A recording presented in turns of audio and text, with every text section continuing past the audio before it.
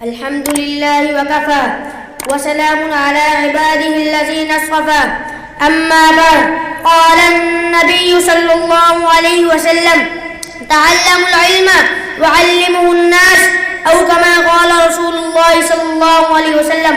محترم حضرات، آج سے 14 سال پہلے میری بنیاد پیارے نبی صلی اللہ علیہ وسلم نے اپنے ہاتھوں سے رکھی. پیارے نبی صلی اللہ علیہ وسلم کے زمانے میں ایک چبوترے کی شکل میں تھا. جب تک پیارے نبی صلی اللہ علیہ وسلم اور ان کے صحابہ رضوان اللہ علیہم اجمعین اس دنیا میں رہے تب تک میں آباد رہا. لیکن زمانے کے بدلنے سے میری شکل بدل گئی. پہلے میں چھوٹا سا ایک چبوترا تھا، اس کے بعد گھاس پھوس کا کمرہ بنا، پھر اس کے بعد مدرسہ بن گیا، پھر میری تعلیم سارے عالم میں عام ہو گئی. غرض یہ ہے کہ پیارے نبی صلی اللہ علیہ وسلم کے زمانے سے لے کر آج تک میرا وجود کسی نہ کسی شکل میں باقی ہے.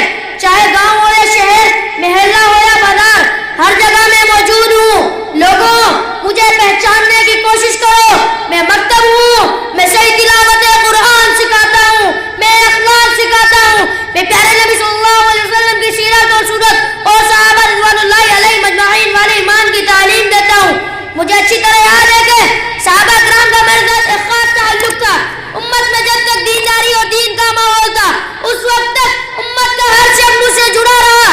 لیکن افسوس، جب لوگوں میں دنیا کی محبت بڑھتی گئی اور دینی تعلیم کم ہوتی گئی تو میں ایسا گمراہ ہوا کہ کوئی مجھے پہچاننے والا نہ رہا. افسوس ہے افسوس، آج میری خدمت کرنے والے بہت تھوڑے لوگ ہیں. میں کہاں جاؤں، کس کو اپنا دکھ سناؤں؟ کون ہے جو میرے درد کو سمجھے؟ مسلمانوں، اگر آپ اپنی اولاد کو نیک صالح بنانا چاہتے ہیں، بہترین ایماندار بنانا چاہتے ہیں، اچھا قرآن کریم پڑھنے والا چاہتے ہیں تو ہر طرح سے میری مدد کریں. دین پر باقی رکھنا اور اس زمانے کے فتنوں سے بچانا چاہتے ہیں تو مجھے کامیاب بنائیں. معاشرے میں اچھا ماحول چاہتے ہیں تو میری باتوں پر عمل کریں. بچوں کو مرتد ہونے سے بچانا چاہتے ہیں تو میرے پاس بھیجیں. میں آخری سال تک آپ لوگوں کو ایک ہی پیغام سناتا رہوں گا.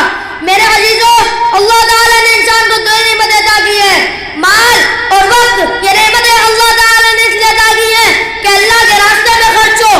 اگر اللہ کے راستے میں خرچ نہ ہوں گی تو وہ اور جگہ برباد ہو جائیں گی.